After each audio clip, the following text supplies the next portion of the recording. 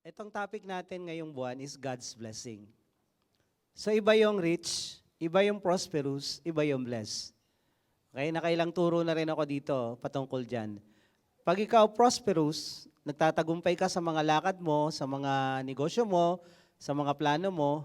Pag ikaw naman rich, marami kang pera at kaya mo pang bumili ng extra dahil yung pera mo sobra sa pangangailangan mo.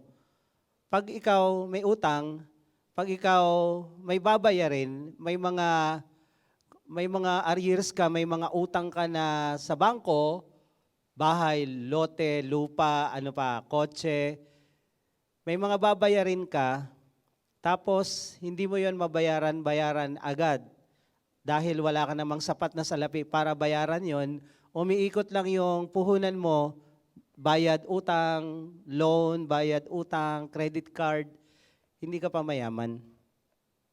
Okay? Hindi ka pa mayaman. Mukha lang. Mukha lang. Ang mayaman, bayad yung bahay mo, bayad yung kotse mo. Kung nangungutang ka man ng pangnegosyo mo, kaya mong i-cash yan anytime you want. So, puno na yung sisidlan mo ng pagpapala at sumobra na, yun yung mayaman ka. Hindi mo kailangan may billion peso o trillion para maging mayaman. Mayaman ka kung lahat ng obligasyon mo na bayaran mo na at yung perang hawak mo ngayon ay extra na. Nagkakaintindihan po ba tayo? At hanggat wala kang ekstrang pera, marami ka pang mga obligasyon, hindi ka pa mayaman. Sabi mo sa katabi mo, hindi ka pa mayaman. Kaya huwag kang mag-aasta. Kasi pag hindi ka mayaman, tapos nag-aasta ka, nagiging mayabang ka. Okay? Kaya lagi ko sinasabi, kung may utang ka, huwag kang post ng post na nasa Boracay ka o nasa El Nido. Kasi may utang ka. O kung hindi ka pa mayaman, ay tipid-tipid lang muna. Balikan natin yung seasons of life. Dapat pagdating ng season 3, stable ka na sa pera mo. Hindi ka na baon sa utang. Season 3, season 4 dapat maaliwalas na yung takbo ng buhay mong pinansyal. So medyo may extra ka na. Okay?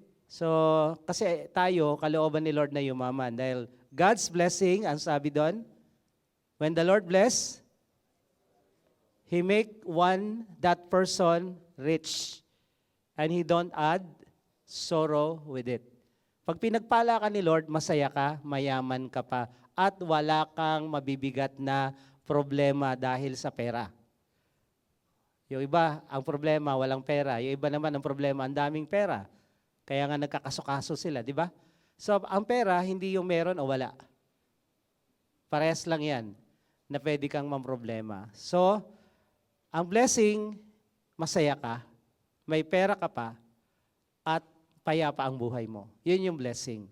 At yun yung hinahabol natin. So, ang topic natin this month sa blessing is yung major lang. Number 1, unahin natin si Lord. Pag inuna mo si Lord, unahin ka ni Lord. Okay?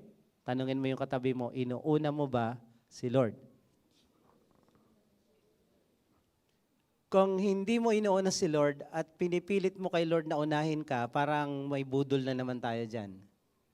Diba? What you sow, you reap. Kung inuna mo si Lord, anong gagawin? Unahin ka. Pag binigay mo yung gusto ni Lord, anong gusto ni Lord? Unahin mo siya. Matthew 6:33. Ano naman gagawin ni Lord? Ibibigay lahat ng kailangan mo. Pati gusto mo. Damit, pagkain, lahat ng nakasulat sa Matthew 6:33.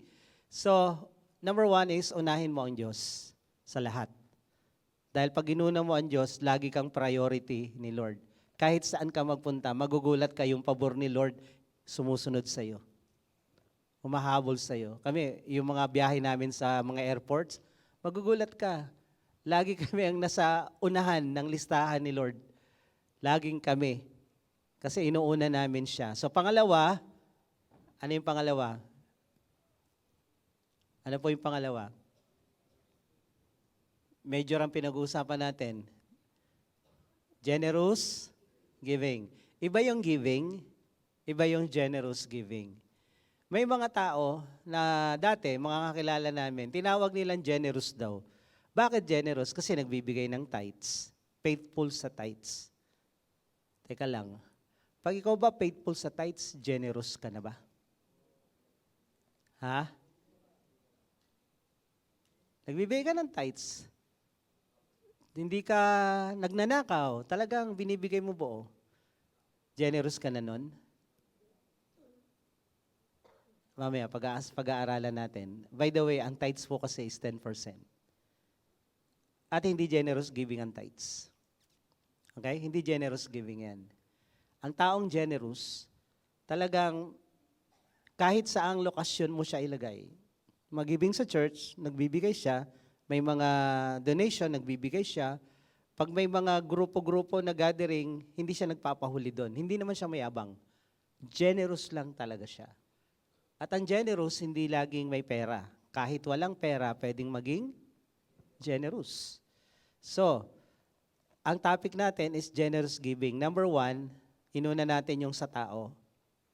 So, ang generous giving sa tao, dalawa yung pinaka-main na pag nagtanim ka, may balik. Yung mga lingkod ng Diyos, mga naglilingkod sa Diyos, at yung mga nangangailangan at mahihina sa panahon na yon, yung mahihirap.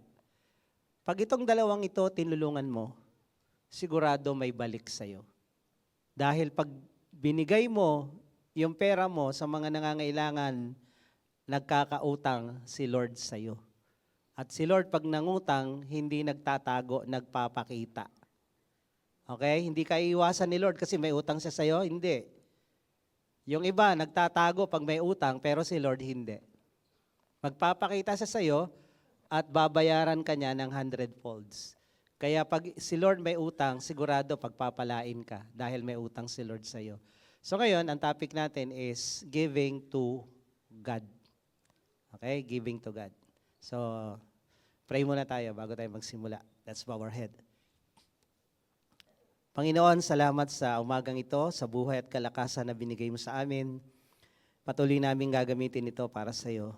At sa oras na ito, sa aming pag-aaral na iyong salita, hayaan mo, Lord, bukas ang aming puso, bukas ang aming isip na lahat ng mga salitang ito, Panginoon, ay babaon sa aming spirito, puso, isip at gagawin namin. Dahil itong salita mo ay katotohanan at ang katotohanan na nagpapalaya sa amin, Panginoon. Kaya lukuban mo kami ng presensya mo, palibutan mo kami sa iyong mga anghel sa lugar na to at hayaan mo, Panginoon, na maluwalhati ka at maitaas sa aming pag-aaral.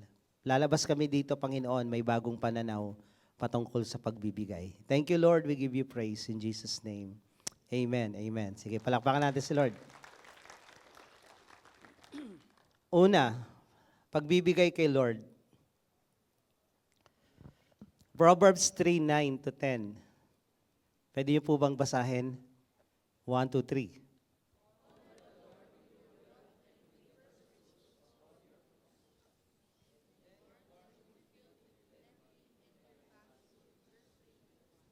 Okay. Ang tawag dito sa pagbibigay na to, first fruit. Sa lumang tipan, ito po ay mandatory sa kanila. Ngayon, pag sinabi ng Bible na mandatory, ibig sabihin, kailangan mong gawin. Pero, nasa sayo pa rin kung gagawin mo. Lahat ng tinuturo ng Bible, lalo dito, no, lahat ng tinuturo ko sa inyo para malaman nyo. Pero hindi ko trabahong sundin yon para sa inyo. Trabaho kong sundin yon para sa akin, trabaho niyong sundin para sa inyo. Okay? Tama? Maraming topic sa Bible na ang hirap ituro. Maraming topic sa Bible na controversial. Pero kung hindi mo yan ituturo sa congregation mo, sa mga tao mo, paano nila malalaman yon? For example, nabanggit ko noong nakaraan, sa mga probinsya, maraming pastor, ayaw talaga ituro ang giving. Bakit? Kasi pakiramdam nila, nagmamakaawa sila sa miyembro. Pakiramdam nila, baka daw nagpaparinig sila. Sabi ko, hindi kayo nagpaparinig, tinuturo nyo yung totoo. At hindi nyo naman sinasakal sila, magbigay ka ha. Pag di ka magbigay, titiwalag kita. Wala namang ganun, di ba? Dito, wala pang natiwalag dito dahil hindi nagbigay, wala. May mga natiwalag dito dahil matigas ang ulo at saka pasaway. Pero sa pagbibigay, walang natiwalag dito. Hello? Wala po. So ngayon, yung mga crucial, yung mga topic sa Bible na medyo tagilid, parang ang hirap ituro. Pag di mo tinuro yan, paano malalaman ng tao mo yan? And then the next generation, ganun ang ganun. Kaya ang lahi ng mga Kristiyano mahihirap kasi hindi nila alam yung sekreto ng pagpapala. Hindi nila alam. So ngayon, huwag kayong mag-alala. Lahat ng tinuturo sa Bible, pati rito, hindi ka sinasakal para gawin yun. Pinapaalam sa'yo para alam mo na ito yung dapat gawin. Pero kung ayaw mong gawin, nasa sa'yo yun. Dahil ang sumusunod, pinagpapala. Ang sumusuway, nasusumpa. Deuteronomy 28 yan. So, nasa sayo. Nasa sayo yun. Walang pilitan. Okay? Kahit sabihin pa, mandatory yan. Pero kung ayaw mo, wala nang pipilit sa'yo eh. Hindi ka naman tatanungin doon paglabas, nag-tights ka ba kanina? Patingin nga. Walang ganun. So, etong first fruit, ginagawa itong mandatory sa lumang tipan. Sa New Testament, hindi. Pero may mga gumagawa nito. Ano ba itsura ng first fruit? Kunyari, umani ka. Anong negosyo mo? Palay, gulay. Ito, nararanasan ko to sa probinsya nung na-assign ako sa Aklan. Pag meron silang ani, bigas, kunyari bigas, yung unang sako ng bigas o palay, o minsan kanin, bigas na talaga, yun ang ibibigay sa akin. First fruit. At saka wala naman kasing offering o tithes na pera doon kadalasan. Gulay, bigas, isda. Kaya pag merong mga nagbigay sa akin ng, kunyari, anihan. Alam mo na, pag anihan sa probinsya, ilang sako kaya ng bigas ang meron ako. Alagay nyo. May miyembro ako almost 100. Then, lumagpas 100 after 1 year. So kung 10 doon may taniman ng palay, di may 10 sako ko kada anihan. Di ba? Mag-isa lang ako. So ang mangyari doon, yung mga miyembrong wala namang taniman, napupunta rin sa kanila yun. Sinishare ko din. So yun yung tinatawag na first fruit. Ano man yung aanihin mo, hindi mo muna kakainin. Hindi ka muna kukuha doon. Ibibigay mo muna yung kay Lord. Yun yung first fruit. So pinapaalam ko lang sa inyo, malay nyo, kausapin kayo ni Lord, it's up to you. Sa panahon natin ngayon, unang trabaho, unang sahod. Unang sweldo, negosyo, unang kita. Yun yung first fruit na tinutukoy dito. Ngayon, pag ginawa mo yan, malulugi ka ba? Sabi dito, igalang mo ang Diyos. Honor the Lord with your wealth, ng iyong kayamanan. Paano mo igagalang ang Diyos sa kayamanan mo?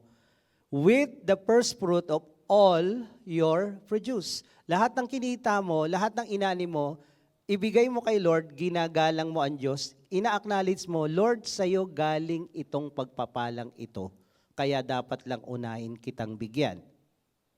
Okay? Hindi yung, saan na naman kayo tayo papasyal? Ano naman kayong bibilihin natin? Hindi si Lord ang ino-honor nyo. Okay? Pero pag ito nasa utak mo, in-honor mo si Lord at binigay mo, then what? What?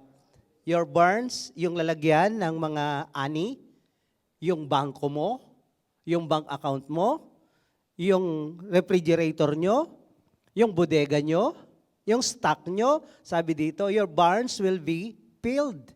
Punong-puno with plenty at ang dami, your vats will, yung lalagyan ng alak, will be bursting with wine.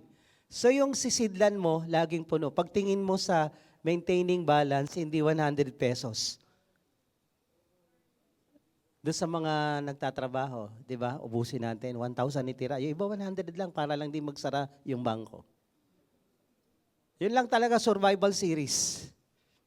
Di ba? Pagtingin mo sa bangko mo, maintaining balance, punta ka sa bangko, miss, paprint ka nung account ko, 6 months, kasi mag-abroad ako. Sir, wala po kayo zero balance po kayo, negative pa nga.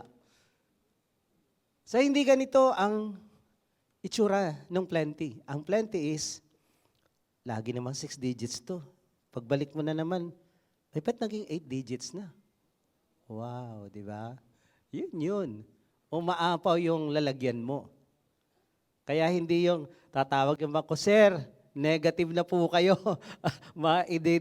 Babawasan po kayo, mape-penalty po kayo dahil nako, yung barns nyo po hindi filled ng plenty deficit. Okay? So ito po yung nagagawa ng first fruit. Kung hindi nyo pa na-try, try nyo kung kinakausap kayo ni Lord. Pangalawa, giving to God pa rin. Alam na alam nyo to. Palagay ko, memorize nyo na tong verse na to, di ba? Sige, basa. Malakay 3:8-10. 1, 2, 3.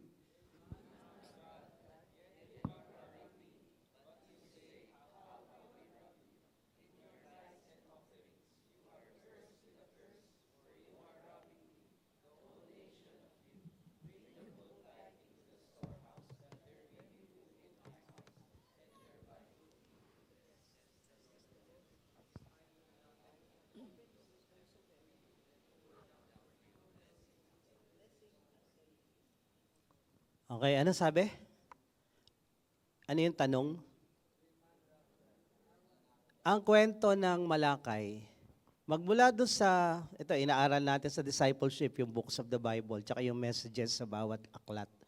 Hosea, ang mga priest noon sa book of Hosea, mga corrupt. Mga pare, corrupt. So corrupt na sila, and then si Lord, paulit-ulit na nag-warning hanggang nasira yung Jerusalem. And then, nakabalik sila sa Jerusalem after 70 years, tinayo yung templo, tinayo yung bakod, yung wall ng Jerusalem sa Book of Nehemiah.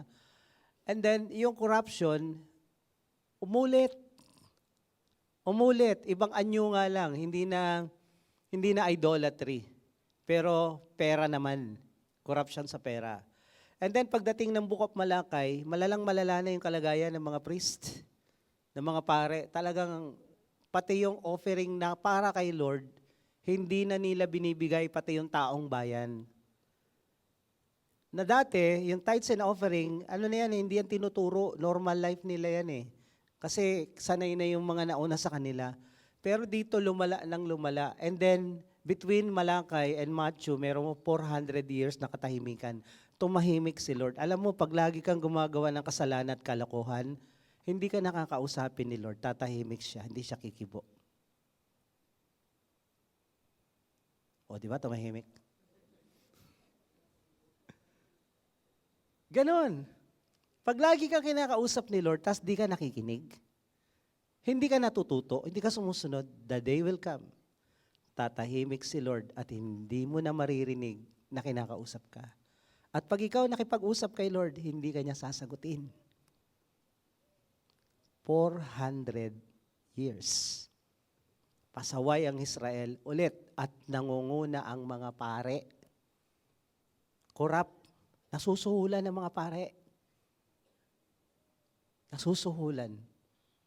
Ngayon, kumibo si Lord sa huling pagkakataon. Bago siya manahimik ng 400 years, sabi niya, pwede nyo bang nakawan ang Diyos? Kayo, sa palagay nyo, common sense ang gagamitin. Ang Diyos na sa langit, paano natin nanakawin yung ginto doon kung hindi tayo aakyat? Kaya nga mga magnanakaw at kurap hindi makakapasok sa langit dahil nanakawin nila yung ginto doon. Hindi po pwede. So ngayon, ang tanong, pwede bang manakawan ng tao ang Diyos? Pwede hindi. Dahil nabasa natin dito, pwede. Pero sila, nag-isip paano natin nanakawan ng Diyos? Ang Diyos, ang tingin ng mga Israelita, nasa langit siya, Kanya ang lahat, paano natin kukunin yung kayamanan niya? So in-explain ni Lord sa pamamagitan ng propeta Malakay. Sabi ni Lord, ninanakawan niyo ako. Ang tanong ng mga tao, paano Lord? Paano kadami ninanakawan? In your tithes and offerings. Nananakawan niyo ako sa mga tithes niyo and offerings niyo. And then sabi ni Lord, through the prophet, you are cursed. Nasumpa kayo. Cursed with a curse for you are robbing me. Palagay nyo, yung mga magnanakaw kaya, napapagpala kaya sila? Ha? Ngayon, kitang-kita natin yung mga magnanakaw, nagtatakipan, pero lilitaw at lilitaw din yung katotohanan. Ang magnanakaw, kailanman hindi mapapagpala. May hangganan ang lahat. Amen?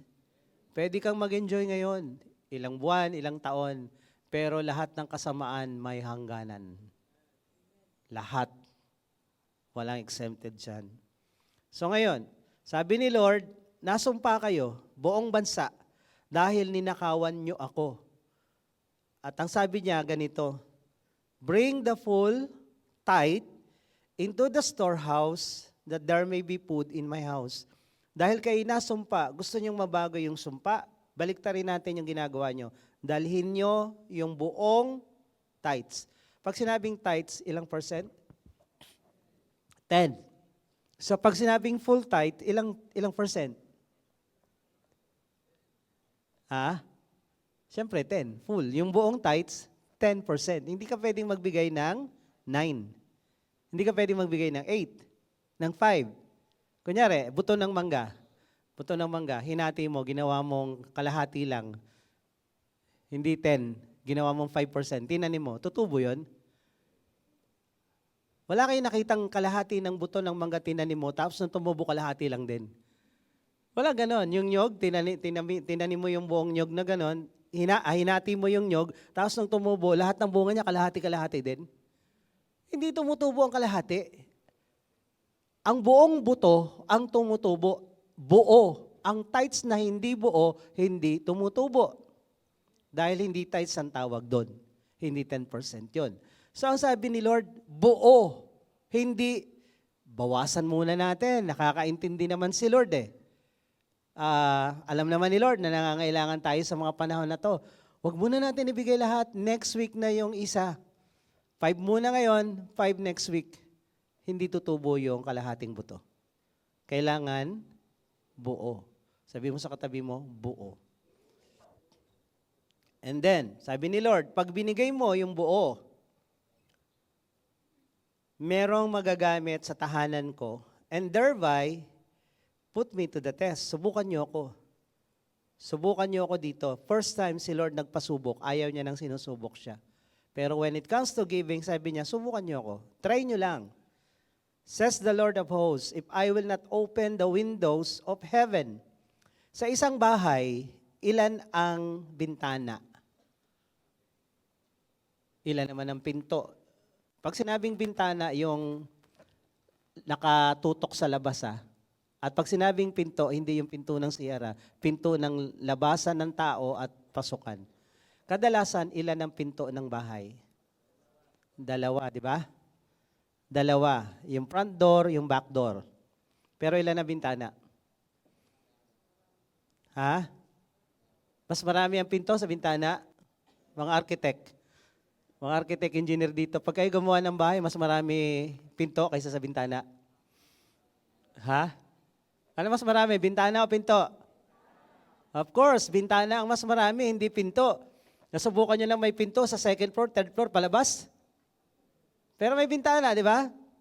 So mas marami ang bintana kaysa sa pinto. Pag sinabi ni Lord, bubuksan ko ang mga bintana, ilan yun? Marami yun. Pero pag sinabi niya, I will open the door, 2 lang yan. Ang bubuksan ni Lord ay mga bintana, windows. Windows of heaven for you. Imagine mo pag tumingin ka sa langit, tas ang daming bintanang bukas, sa'yo bumabagsak lahat yung blessing. Ewan ko, saan ka damputin? Ikaw tatakbo sa blessing, baka mabagsaan ka eh. Di ba? So pag nagbigay ka ng tithes buong buo, bubukas lahat ng bintana ng langit, at ibubuhos sa'yo a blessing until there is no more need. Pagpapalain ka ni Lord hanggang lahat ng kailangan mo natugunan. At iniisip mo, ano pa bang babayaran? Wala na bayad lahat Wala ka ng utang, bayad lahat. Sabi mo sa katabi mo, wala ka ng utang, bayad lahat. Pag ginawa mo to, mangyayari sa ito. Ano ba ang tithes? Tithes is not a generous giving. It's only 10%. Okay? Ngayon, dinadaanan natin yung tithes dahil we go beyond tithes. Pag ikaw nagbibigay ng tithes, hindi ka pa generous. Sumusunod ka lang sa utos ng Bible. Okay? So, ang tithes is 10%. Hindi yan generous. Kunyari, may piso ka, magkano yan 10? Ha? Piso. G's. Okay? G's. 100.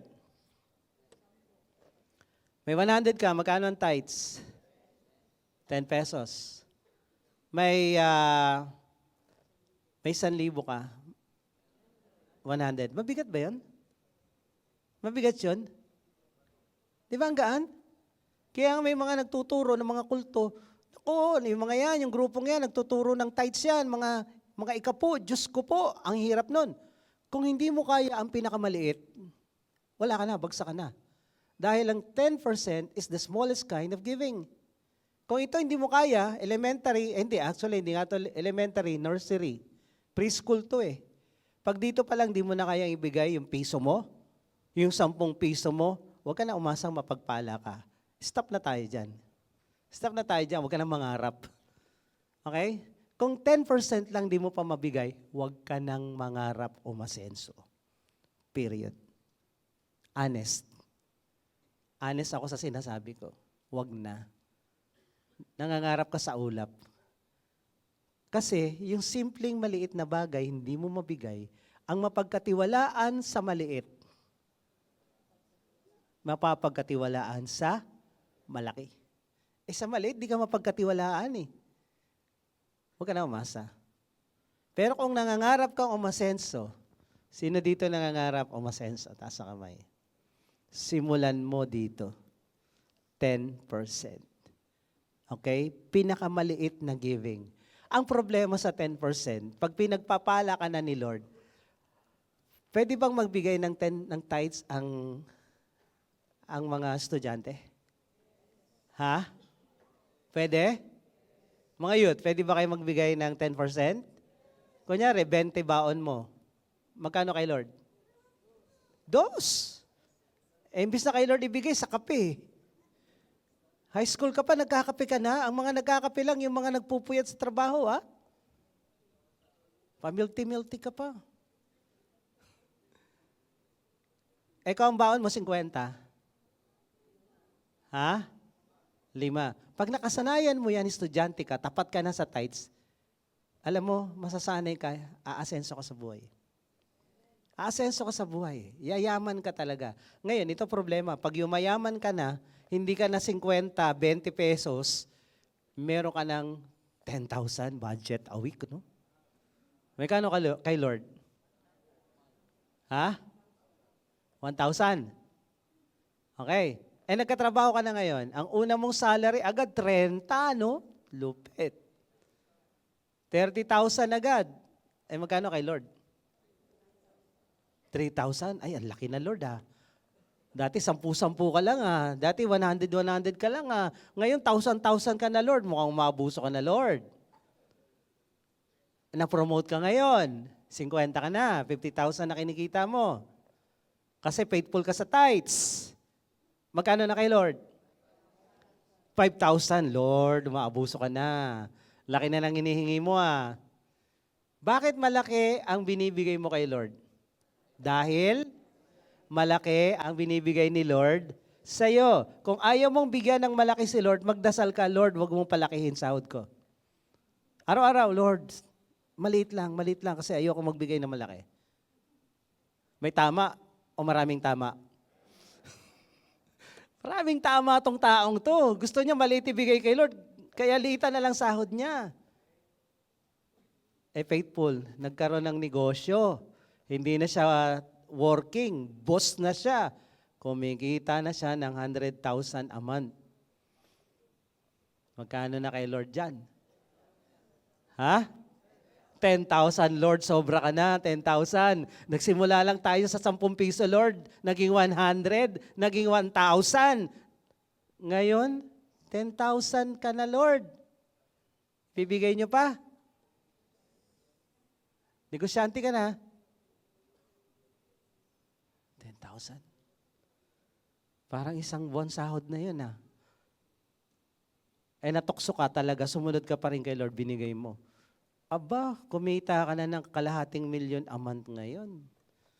500,000 na kinikita mo. Sino gusto yun?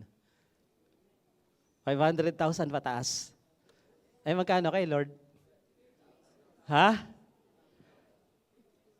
50? Parang laki nun ah. Kaya niya ibigay kay Lord yan? Kaya? Bahala kayo mag-usap ni Lord. Si Lord nakakarinig at nakakita ng sinasabi mo at puso mo. Hindi natatakot si Lord pagpalain yung taong kayang ibigay yung para sa Kanya. Alam ni Lord yun. Pero kung nakikita ni Lord, pambihira sa 10,000 nga, hindi mo mabigay sa akin eh. Bigyan pa kita na 100,000, wag na lang. Ipakita nyo kay Lord. Amen? Pakita nyo kay Lord, Lord, mas mahalaga ka. Kaya lang naman malaki yung binibigay ko kasi mas malaki yung binibigay mo sa akin. Ganon dapat ang mindset natin. Amen? The more na lumalaki binibigay mo, ibig sabihin malaki ang pagpapalang nare-receive mo. Pag maliit ang binibigay mo, maliit ang blessing mo. Ganon lang yun. So, tithes is the smallest kind of giving. Huwag na natin yang i-argue pa. And actually, pag binalikan niyo yung Malakay 3:10, tithes is not giving. It's returning kung ano yung kay Lord. Kunyari, lagi ko example, itong cellphone ko, kunyari, akin to. Di ba? Pinahiram ko kay Bethuel. Anak ko yan, pinahiram ko. Ngayon, kinukuha ko na, dapat ko bang kunin? Siyempre, akin to eh. Pag di niya binigay, nakaw ba tawag doon? Pang-aangkin ba ang tawag doon? O kanya yan? Hindi yan pamana. Pambira, 1 terabytes to, tapos pamana lang. Yung pera mo, kung yan sa'yo yan, tapos di mo binigay kay Lord, dahil yan sa'yo yan, hindi ka nagnanakaw. Okay? Ang pag-aari mo, hindi nakaw. Masasabi kong ninakaw niya, ayaw niya ibigay kasi hindi yan kanya eh. Akin to eh. No, akin to eh. Pero kung yung cellphone niya, ayaw niya ibigay sa akin, nagnanakaw siya? Hindi, kanya yan eh. Kanya yung cellphone kahit ako bumili niyan eh. Hindi, ako lang bumili doon. Sinamahan lang kita. So, kanya yun eh. So, hindi siya nagnanakaw. Kasi kanya yan. Yung pera, yung 10%, hindi yan sa'yo. Parang ganito. Nung binless ka ni Lord, binigyan ka niya ng 100% blessing. Pero actually, yung 10 doon, kay Lord yun. Binigay niya lang, sinama niya sa 100 kasi walang panukli. Kunyari, 100 pesos binigay sa'yo. Pero ang pera mo lang dyan ay 90. Yung 10 pesos dyan, hindi sa'yo. Okay? Kaya lang nasama yung 10 pesos kasi walang barya. Okay? Nagkakaintindihan tayo? Walang barya. Ngayon, dahil walang barya, inangkin mo yung 10 pesos kasi yung 90 sa'yo. Eh samantalang yung 10 pesos sa kapatid mo, kunyari, kapatid mo yung may-ari ng 10 pesos. Tapos sabi niya, akin yung 10 pesos ko. Hindi, walang barya. Wala ka ng 10 pesos. Akin na to. Kasi 90 akin na lahat to kasi walang barya. So mag-aaway kaya kayo nun? Palagi ko mag-aaway kayo kahit 10 pesos lang yan. Kasi hindi yan sa'yo. Okay? Ninanakaw mo yung 10 pesos, yung 10 pesos nung kapatid mo. Okay? Kay Lord, binigay sa'yo yung 100% kasi walang barya. Okay? Pero yung 10, kanya yun. Baryahan mo, isoli mo yung 10. Pag di mo binigay, anong tawag? Nakaw. Sa palagay nyo ba, ang mga magnanakaw mapapagpala? Kahit anong trabaho mo, kahit anong hirap mong gawin sa pagkita ng pera, pero nagnanakaw ka sa Diyos, kailanman hindi ka mapapagpala. That's basic. Kaya huwag ka nalilingon sa katabi mo. Alam niya na yan. Alam mo na. Alam mo na ha. Hindi pinagpapala ang mga magnanakaw. Papasok kaya sa langit? Ay di lalo naman. Hindi ka na na-bless sa lupa, hindi ka papasok sa langit, doble lugi. Kaya sabi mo sa katabi mo, alam na this. Alam na this. Tingnan mo ulit yung sobre mo. Alam na this. Mukhang hindi tights to. Alam na. So ngayon, sabi dito, tithes is the smallest kind of giving. It's not giving at all. It's returning. Sinusoli mo lang yung 10%. Tingnan mo, nung binigyan ka ni Lord ng 100, 90 sa'yo, 10 kanya. Hindi ka pa ba masaya nun? 10 lang kanya. Samantala, ang hatian ngayon, 40%, 15% ang pinakamababa. Kay Lord, 10 lang. 90 sa'yo, 10 sa kanya. Sabi mo sa katabi mo, dapat masaya ka na doon. Kasi pag pinagpalit ni Lord yan, paano na? May mga malalaking kumpanya sa Amerika na ang binibigay nila kay Lord, 90, 10 sa kanila. At yung mga produkto nila, hanggang ngayon, ginagamit sa buong mundo, kumikita sila. Dahil ang binibigay kay Lord, 90, sa kanila 10%. So, hindi ako sure kung yung pati yung Colgate na hindi ako sure. Pero may mga grupo, 90% ang binibigay.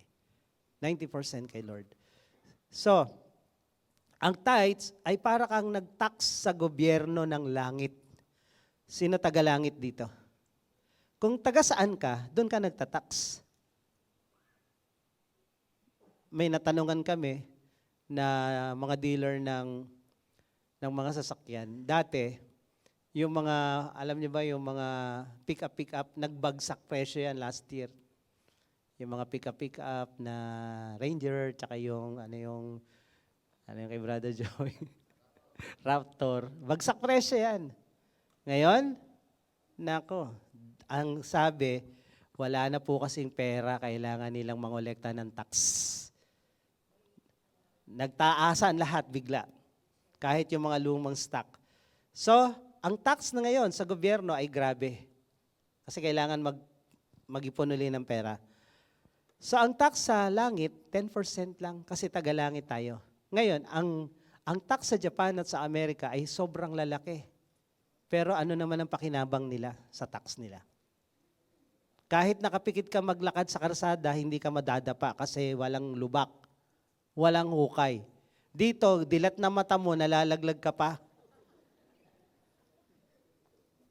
Doon, nagiba yung karsada, sinimulang ayusin ang 1:00 ng hapon bago mag-alas 5 tapos. Dito, 5 taon na, hindi pa tapos, gigibain ulit. Ano pakinabang mo sa tax na yan? Ngayon, kay Lord, kung magtatax ka kay Lord ng 10%, lugi ka. Pagising mo pa lang may hangin pa, uy may hangin pa. Nakakahinga pa tayo. May sakit ka pero nagigising ka pa rin. Pinapagaling ka pa rin ni Lord, nakaka-recover ka. Di ba? May mga kliyenteng pinapadala si Lord sa'yo. So, itong tax natin sa langit, hindi tayo lugi. Kasi ang Diyos natin, mabuting Diyos. Amen? Hindi tayo pinababayaan. Kung wala pa ang Diyos, impyerno na itong Pilipinas eh.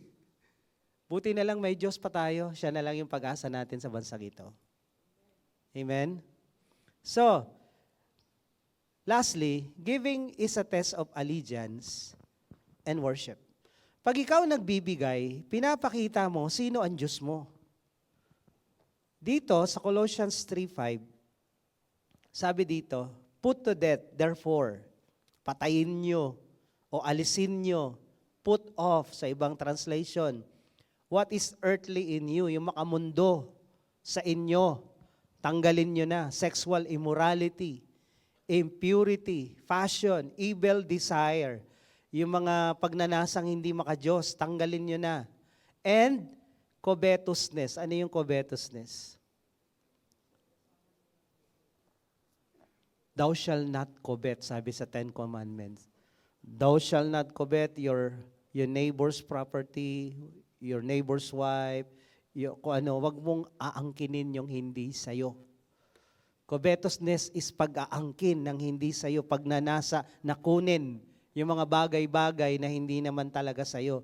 So pag sinabing covetousness, patungkol to sa kayamanan at pera, ang taong greed, sakim, siya ay sumasamba sa Diyos-Diyosan. Covetousness is idolatry.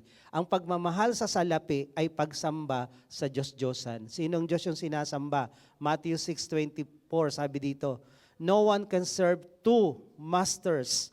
Either you will hate the one and love the other, or you will be devoted to the one and despise the other. Hindi pwedeng sabay na mamahalin mo at paglilingkuran mo ang dalawang Panginoon. You cannot serve God and mammon. Mammon is the god of wealth and money.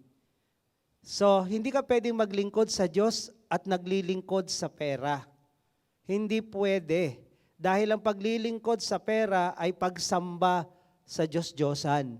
Kaya every time we give, pinapatunayan natin asan ang ating pagsamba. Kaya nga, di ba, pag ina-announce dito, offering tayo, another form of worship. Giving is worship. Nag-worship ka kay God every time you give. Eh, paano kung hindi ka nag-give? Paano kung hindi ka nag-give? Sa totoo lang ha, honest to goodness, dito sa congregation natin, kaya ako tuturo to, minsan lang ako nagtuturo ng ganito ha, every 2 years o once a year, siguro dito yung nagtatites dito, mga 20 to 30 lang. Nakatao. Kaya hindi lahat dito ganun kayayaman eh. Iilan pa lang. Ngayon, kaya ko to tinuturo. Yung 100 plus na hindi pa ganun ka-convince na kailangan tong gawin, bibigyan ko kayo ng chance mamaya. Bibigyan ko kayo ng chance mamaya.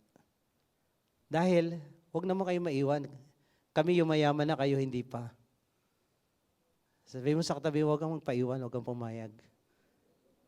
Umabol ka. Kailangan sabay-sabay tayo umangat. So ngayon, sino ang sinasamba mo? Pag nagbibigay ka kay Lord, sinasamba mo? Si Lord. Pero pag hindi mo binigay ang tama, hindi si Lord ang sinasamba mo. Sino? Si Mammon, demonyo ng salapi. Okay? Kaya nga, ang sabi dito, no one can serve two master. You will hate the one and love the other. Pag minahal mo pera, wino-worship mo si Mammon, si pera. Kaya ang sabi ng Timothy 6:10, the love of money is the root of all kinds of evil. Pag ang pera minahal mo, yan na ang simula ng pagkasala mo at pagbagsak mo. Pag mahal mo ang isang tao, ayaw mong mawala. Correct? O correct? Pag mahal mo yung anak mo, binabantayan mo, ayaw mo mawala. Pero pag pasaway, mag-asawa ka na. Ganun na joke. Pag mahal mo isang bagay, ayaw mong mawala. Pag mahal mo pera mo, bira, sayang naman. Ayaw mong mawala pera mo. Pag mahal mo si Lord, ayaw mong mawala si Lord. So, hindi pwedeng mahal mo si Lord at mahal mo yung pera mo at the same time. Ako galit ako sa pera sa totoo lang. Alam niyo, tuwing may pera ako, ayoko may pera. Galit ako sa pera. Hindi ko minamahal ang pera. Maluwag ang kamay ko sa pera. May mga tao na mga boksingero eh. Alam yung mga boksingero? Ganyan ang kamay pagdating sa giving, boksingero. Kaya pag nag-bless si Lord, nagpaula ng pagpapala, subukan mong saluhin ang pagpapala, nakaganyan ang kamay mo. Masasalo mo? Dapat bukas ang palad mo para masalo mo. Pero pag nakaganyan ka, kung ano lang yun nandyan, yun lang ang sayo. Wala nang madadagdag dyan. Pero pag bukas ang palad mo, meron ka na madadagdagan pa. Amen? Pero pag tikom ang palad mo, ang ganyan ka na lang. Ang tawag doon, Kristiyanong boksingero. So the love of money is the root of all kinds of evil. Huwag mong mahalin ang pera, mahalin mo si Lord. Dahil ang mga bagay na minamahal mo, ayaw mong bitawan. Ayaw mong mawala. Pag mahal mo ang pera mo, ang problema sa Bible, kung ano ang nawala sa iyo, sabi ni Jesus, ang nawala ng buhay Ang nawalan ng salapi dahil sa akin at sa gospel, magkakaroon. Pag ikaw nawalan, magkakaroon ka. Pag ikaw ayaw mawalan, mawawalan ka. Yun ang Bible. Kaya pag hindi mo naintindihan ang Bible, ito ang pagiging Kristiyano mo at walang pagunlad. Amen? Ngayon, kung gusto mo umunlad, sundin mo ang Biblia. Mahalin mo ang Diyos ng higit sa lahat. Okay? Huwag mong mahalin ang pera. Ang pera ay mabuting alipin, pero masamang amo. Pag pera ginawa mong Diyos, sabi ng Ecclesiastes 5:10, whoever loves money never has enough. Whoever loves wealth is never satisfied. Kita nyo naman, trilyon ang pinag-uusapan, bilyon. Nakontento ba? Hindi. Ang taong nagmamahal sa pera, hindi nakokontento. More. Greed. Ang taong matakaw sa salapi, hindi na satisfied. Kumakanta yan sila ng Mick Jagger na kanta, I can get no satisfaction. Hindi sila nakokontento. The more na nakakuha ng salapi, milyon, gawin nating bilyon. Gawin nating trilyon. Hindi nasasatisfy ang tao sa pera. Dahil ang nakakasatisfy sa tao, si Lord lang. Kahit na sa'yo lahat, pag wala kang Lord, wala ka pa rin. Ngayon, pag bless ka, may Lord ka na, may pera ka pa. At kaya gusto mong magkapera kasi gusto mong tumulong sa iba. Hindi yung akin. Hindi ganun. We want to help people. So, ang pagmamahal sa pera ay delikado. Delikadong amo ang salapi. Brutal yan. Utusan ka niya, more pa, trabaho ka pa, mamatay ka sa katatrabaho, kananakaw. Pero pag minahal mo ang Diyos, ibibless ka niya at makukontento ka sa buhay mo. Amen? So, never satisfied with their income. Kumikita ka na, ang dami mo ng pera, mali-maleta na, pero, imagine mo, di ba? Kung ikaw siguro bigyan ng, ano ba, kumikita ka ng 1 million a month, hindi ka pa masatisfy? Ha? Ito, 150 million ba yun? Kaya grabe, no? Totoo itong Bible. Pag minahal mo ang salapi, hindi ka makakontento. At kailanman, kahit marami ka ng pera, hindi ka masaya. Dahil ang masaya, bless. Ang rich, hindi bless. When the Lord bless, He make you rich. And He don't add sorrow with it. So pag ikaw bless, masaya ka, kontento ka. Pero pag hindi ka bless, more pa, pero hindi sumasaya ang buhay mo. Bagkos, gumugulo pa. Gumugulo pa. So ito yon. Kaya totoo ang Bible. So, generous giving, ganito itsura. Tithes pa rin yung topic natin, ha? 2 Corinthians 9:6-7, ito naririnig nyo lagi itong binabanggit dito. Now remember this, he who sows sparingly will also reap sparingly. Ang nagtatanim ng kokonti lang ang aanihin. He who sow generously, that blessing may come to others, will also reap generously and be blessed. Ang nagtatanim ng marami, aani ng marami. Tingnan nyo. Ang 10%, marami o konti. Sa 100 pesos na nagbigay ka ng 10 pesos, may naiwan na 90. Malaki ba yung 10 pesos sa 90 pesos? Di ba ang liit nun? So ang tithes ay napakaliit na pagbibigay. Ngayon, ang sabi dito sa 2 Corinthians 9:6, pag nagbigay ka ng konti, ilan na anihin mo? Konti din. Pero tingnan nyo yung 10%, bagamat konti yun, pero bubuksan na yung windows of heaven. So doon pa lang panalo ka na eh. Pero there is more. Pwede mo pang dagdagan yon. Diba? Kaya hindi kami nagbibigay ng 10. Lagi kami approximate sa mas mataas.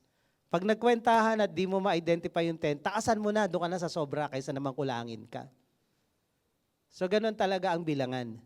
Now, sabi dito, Ang nagtatanim ng konti, konti aanihin. Ang nagtatanim ng marami, marami ang aanihin. So, sabi doon, sige, basa,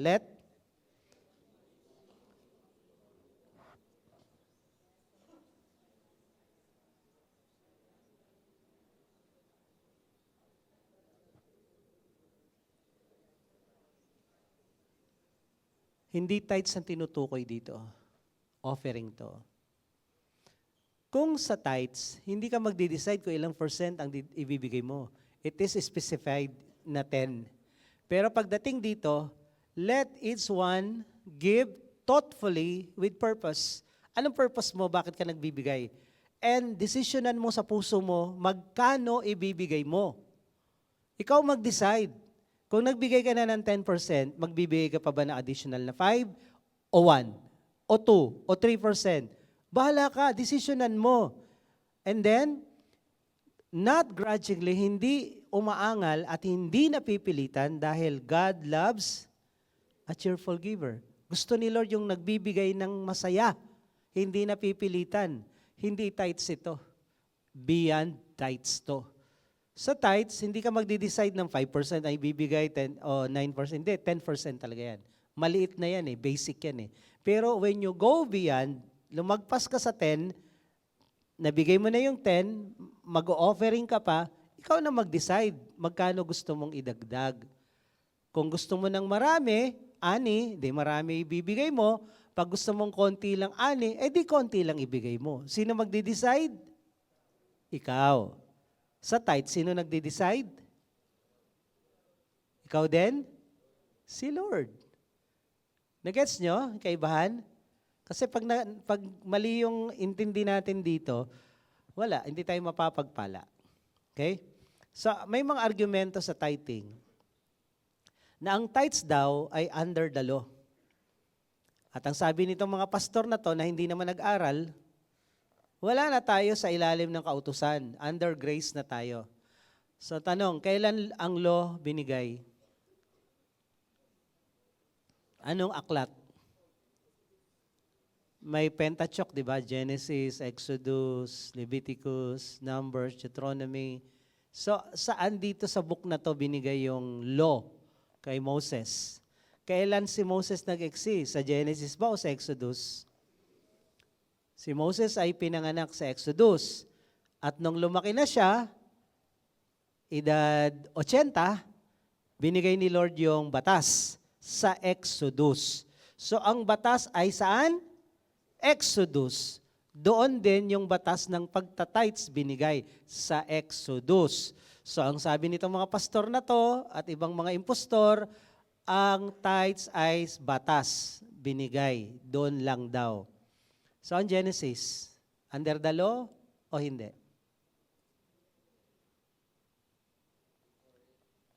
Ang Exodus ay under the law. Pero ang Genesis, wala pang law. Bakit dito sa Genesis 14, sabi dito, si Melchizedek, king of Salem or Jerusalem, brought out bread and wine. He was a priest of God Most High, and he blessed him and said, Blessed be Abram by God Most High, possessor of heaven and earth, and bless the God Most High, who has delivered your enemies into your hand. Ito yung kwento ng Sodom at Gomorrah ay nilusob ng mga hari. At nakasamang nabihag yung pamangkin ni Abraham, si Lot. And then, lahat ng mga trabahador ni Abraham sa kanyang business, ginawa niyang army, at nilusob niya itong mga hari na to, talo lahat. So, pinagpala siya ni Melchizedek, and then si Abraham nagbigay ng 10%. Sabi dito, Abraham gave him 10, tithe of everything. Bakit may tithe sa Genesis kung yan sa law? Okay? Tinuturo nila na under the law. Ang Genesis hindi under the law. Exodus yun. Pero meron ng tithes. Kasi ang tithes noon ay way of living ng lahat ng nakatira sa Middle East. That's way of living. Dahil yan ang paraan ng Diyos na pagpalain yung mga nasa unang tao. Ngayon, binigay yan sa Exodus kasi yung mga tao doon parang nakalimot. Pero normal na ginagawa yan noon pa. Inulit lang sa Exodus kasi nalimutan nila. So therefore, ang tithes ay hindi under the law. Before the law, may tithes na. Another one, Genesis 28:22. Nung si Jacob ay nagstokwa dahil niloko niya yung kanyang kapatid, papatayin siya. So umalis siya. Sabi niya kay Lord, si Lord mismo nagpakita sa kanya, nagtayo siya ng dambana, yung bato. Sabi niya, which I have set for a pillar shall be God's house. At ang sabi niya, kung sasamahan mo ko sa biyahe kong ito, hanggang makabalik uli ako dito sa pamilya ko, lahat ng ari-arian na ibibigay mo sa akin o makuha ko, yung 10% ibibigay ko sa iyo. Sabi niya kay Lord. So saan niya natutunan yung 10%? Kung hindi kultura yan noon pa. That's the culture noon pa para mapagpala ang mga sinaunang tao. So hindi yan under the law. Maliwanag. Kaya sabi na, we are not under the law. Hindi under the law ang tithes. Hindi under the law ang tithes. Okay? Inulit lang yan sa Exodus kasi matitigas ulo ng mga tao doon. Ano pa? Ang tithes daw ay sa lumang tipan lang. Okay. So hindi under the law pero Old Testament ang Genesis. Pero sa Matthew 23:23, Jesus said, woe to you, scribes and Pharisees, hypocrites. You tithe mint and dill and cumin, and have neglected weightier matters of the law, justice, mercy, faithfulness. This you ought to have done without neglecting the others. So ang sabi ni Jesus, mga ipokrito kayo, lahat na lang binibigyan nyo ng tithes, pati yung mga buto, pati munggo, nagtatites kayo, lahat na nagtatites kayo. Ngayon, ang sabi ni Jesus, mali bang mag-tithes? Mali bang mag-tithes? Anong mali dito? Anong mali? E, tingnan nyo.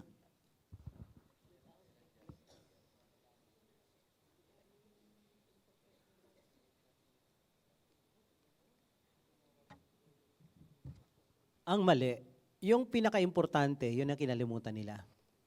Ang pinaka-importante ay hustisya, awa, at katapatan. Justice, mercy, and faithfulness.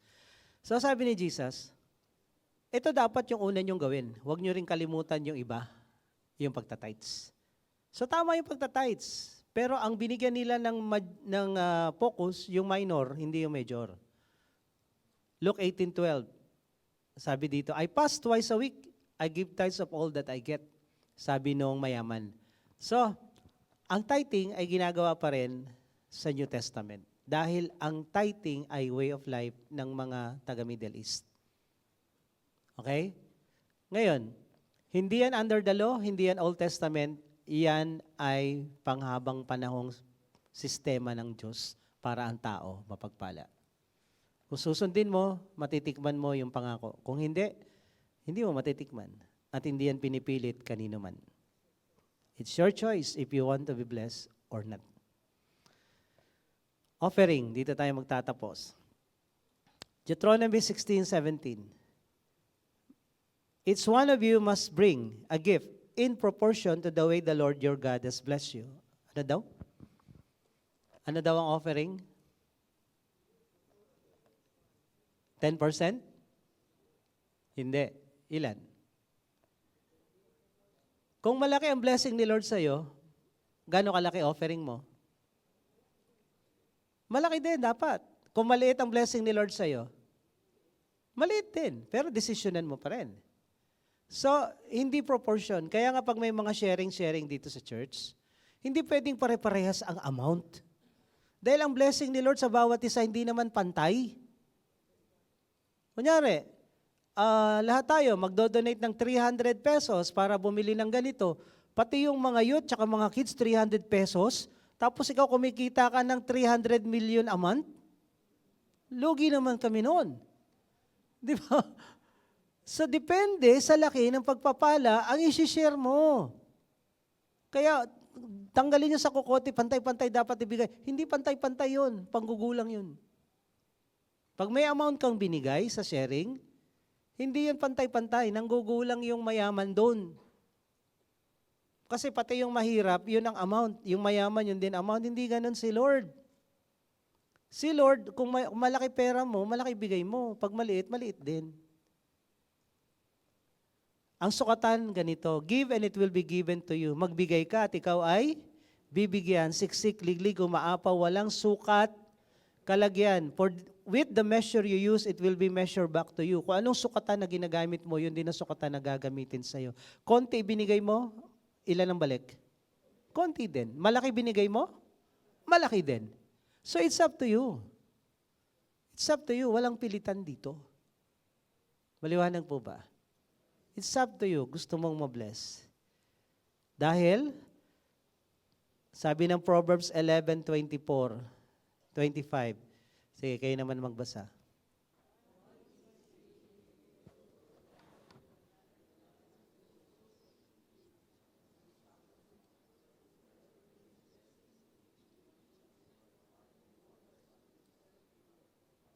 Tagalog.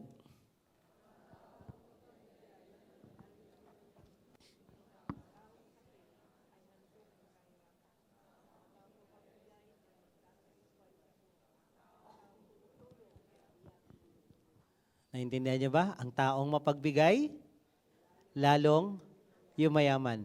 Kung mayaman ka na, mapagbigay ka pa, anong mangyayari sa'yo?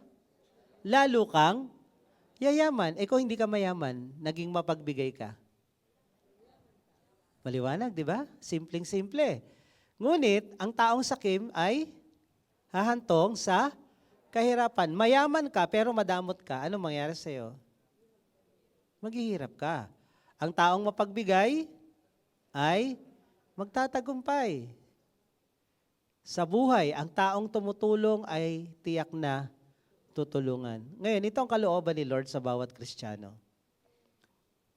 Si Jesus na mayaman, naging mahirap para ikaw na mahirap, maging mayaman. Ang gusto ni Lord sa lahat ng Kristiyano, dahil ang tatay natin mayaman, walang anak na mahirap. Okay? Ginawa niya lahat yan, nagpakababa siya, naging tao, naging mahirap para tayo maging mayaman. Ngayon, kung gustong pagpalain ni Lord ang mahihirap, ano gagawin niya? Anong gagawin ni Lord? If He want to bless the poor, anong gagawin ni Lord sa poor? Bibigyan ng maraming pera? Kung gusto ni Lord yung mahirap, magkaroon ng aanihin, anong ibibigay ni Lord? Karet o pantanim? Of course, pantanim.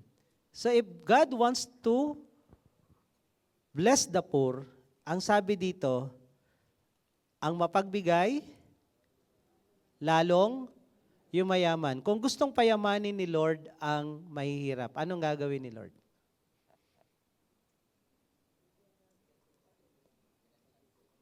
Paano yumaman? Sabi dito, kailangan maging mapagbigay. So kung gusto ni Lord payamanin ang mahihirap, kailangan ang mahihirap magbigay. Ha? Mahirap na nga kami. Ito marami ako narinig na ganyan. Mahirap na nga kami, hihingaan pa kami. O di wag ka magbigay, yung mayayaman na lang ang magbigay. Ang taong mapagbigay lalong yumayaman. Bakit yumayaman ang mayaman? Mapagbigay. Bakit ang mahirap, naghihirap? Kasi konti na lang, ayaw pa ibigay. Ngayon, bakit kailangan kang magbigay? Kasi mahirap ka eh. Para kayo yumaman. Gets nyo? Bakit kailangan kang magbigay? Wala kang ang pera. Para ka magkapera. Baliktad utak natin eh. Sa Bible, konti na nga lang eh. Yun na nga eh. Kung ikaw nasa disyerto at meron kang isang tabong tubig, tapos may pump doon, yung poso, kailangan mo na isang balding tubig, kaso lang meron ka lang isang tabo. Anong gagawin mo doon sa isang tabo? Alam niyo ba yung poso? Binubuhusan ng tubig yun eh. Di ba? Para magkaroon ng maraming tubig. Pag binuhos mo yung tabo, yung isang tabong tubig, dadami yung tubig na lalabas. Pero pag ginamit mo yun, hanggang doon ka na lang. Ganon ang pagbibigay, ang prinsipyo ng pagbibigay. Kahit konti yan, pero binuhos mo, dadami yan. Pero kung takot ka, mawawalan ka. So ngayon, mapapansin nyo, last week tinuro ko yung widow kay Elijah. Bakit doon siya pinapunta ni Lord?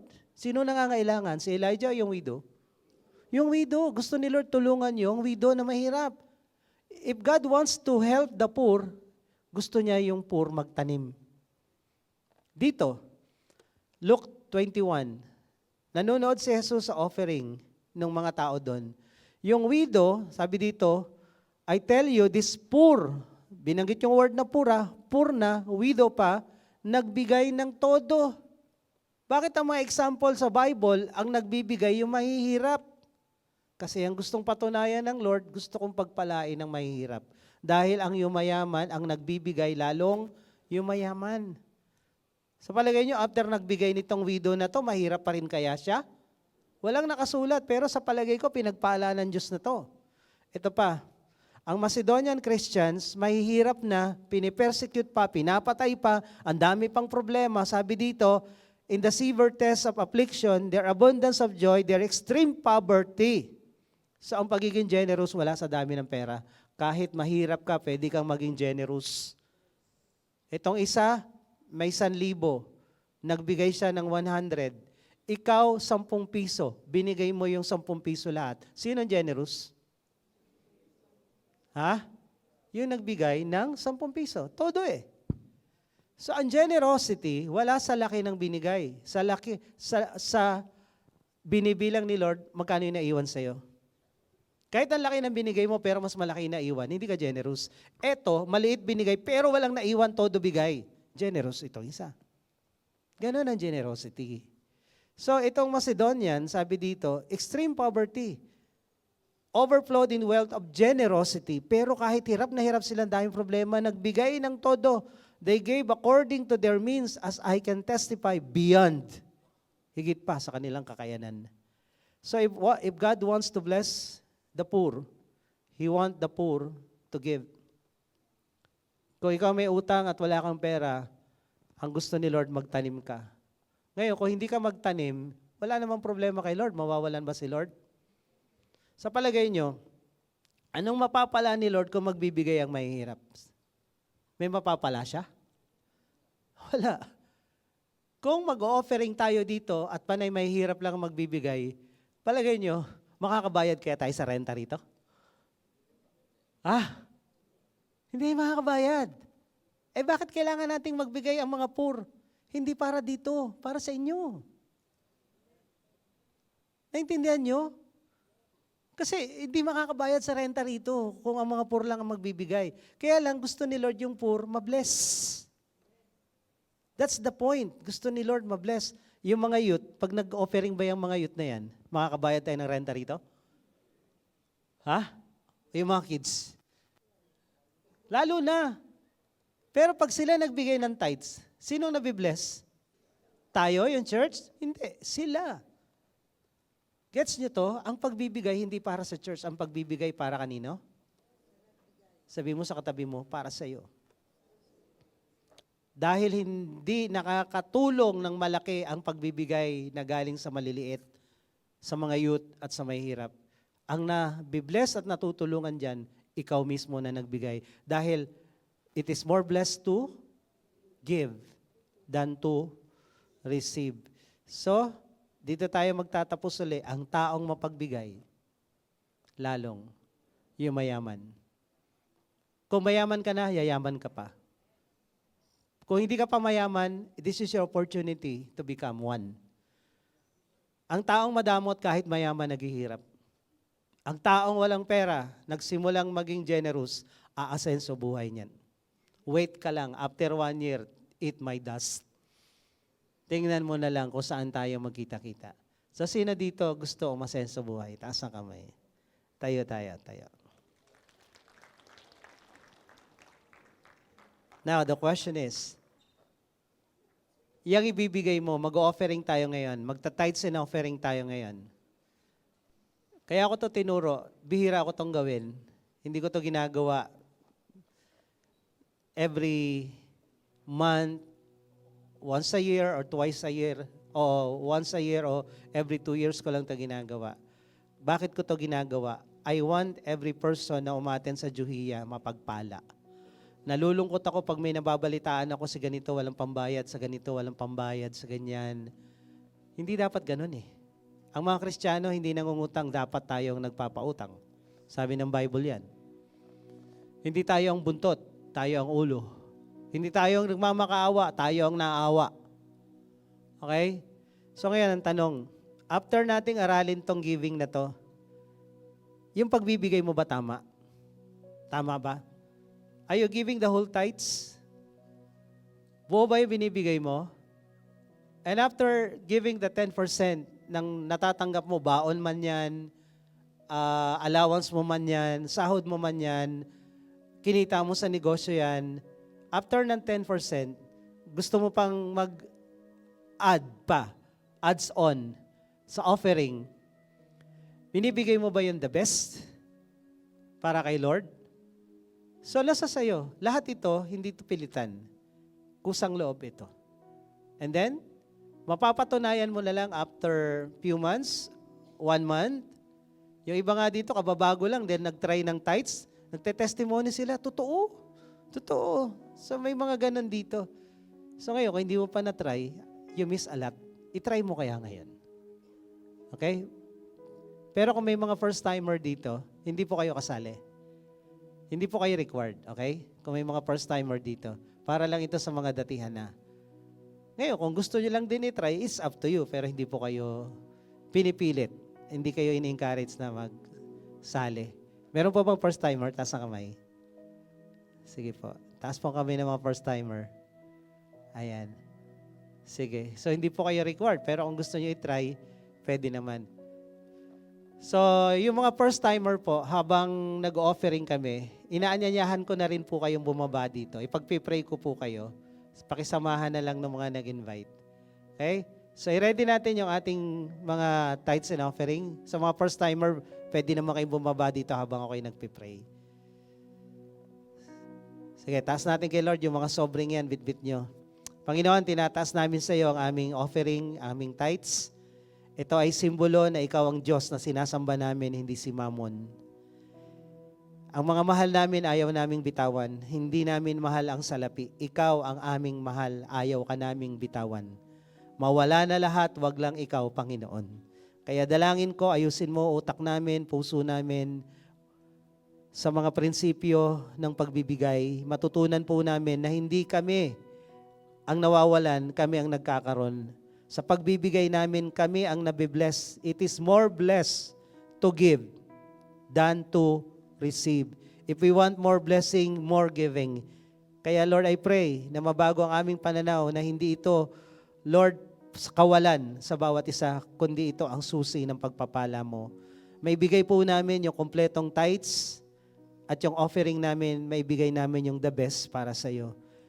Na alam namin, na intindihan namin, na yung mga taong nagbibigay ng masaya, pinagpapala mo, Panginoon. Kaya Lord, pagpalain mo ang tithes and offering na ito, patuloy mo itong i-multiply at bawat may negosyo, i-multiply mo yung kanilang kinikita, lahat ng may trabaho. I-promote mo yung mga namamasukan sa kanilang trabaho, Lord. I-promote mo sa posisyon, i-promote mo rin, Panginoon, sa sweldo, at sa mga may negosyo, Lord, doble-doblehin mo yung kinikita nila, Panginoon. In the name of Jesus. Hayaan mo, Panginoon, maranasan namin yung siksik-liglig, umaapaw na pagpapala mo. Salamat po sa pagbibigay na ito. In Jesus' name, amen, amen. Sige po, habang tayo nagbibigay, sige po, palakpakan natin si Lord. Sa mga guests natin, sa mga first-timer natin, welcome po kayo dito sa Juhia. Ang Juhia po ay Jesus Our Hope International Assemblies. Kami po ay Christian group na walang tinuturo kundi Bible lang. Wala kami pinapaniwalaan kundi Bible lang. Pag wala sa Bible, hindi namin to tatanggapin at hindi namin tuturo sa inyo.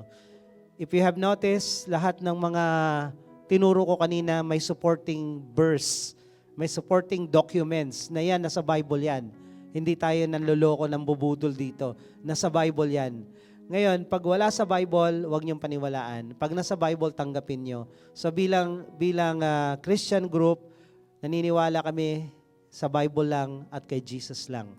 Ngayon, naniniwala kami kay Jesus na sa Jesus lang ang daan ng katotohanan ng buhay, walang pupunta sa langit kung hindi kay Jesus na daan. So, itong blessing na to, hindi rin natin to mararanasan kung wala kay Jesus. Kasi ang binibless ni Jesus, yung anak lang niya. Pag hindi ka pa anak ng Diyos, hindi ka kasali dito.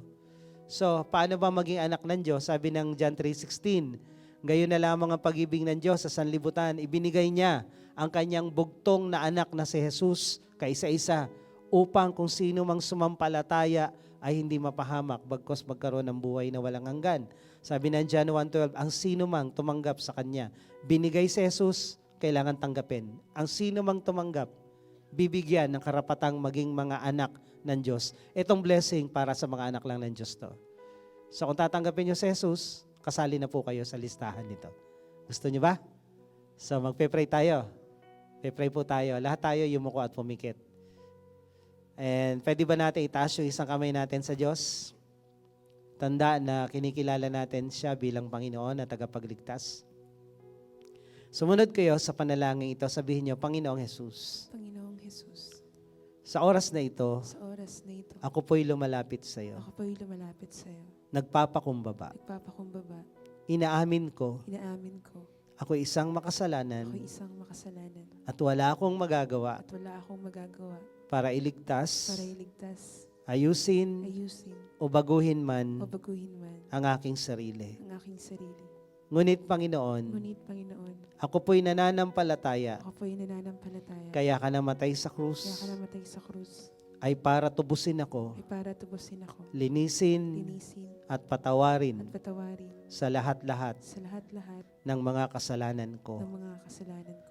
Sa oras na ito, Sa oras na ito, binubuksan ko sa iyo binubuksan ko sa iyo ang aking puso. ang aking puso.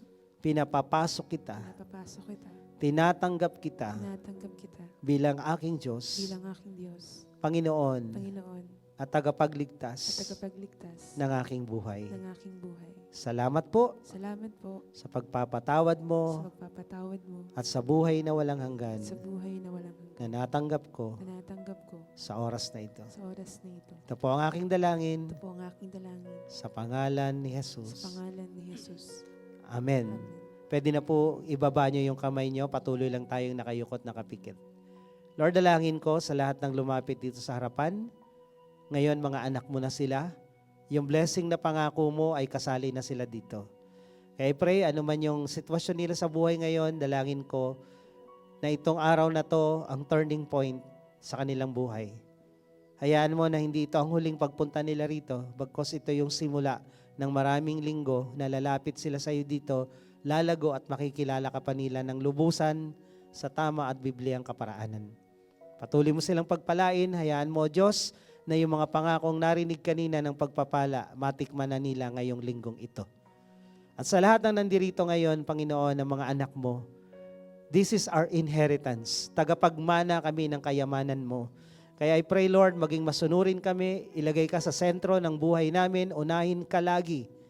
At Lord, maging generous kami sa iyo, sa mga tao na gusto mong tulungan namin.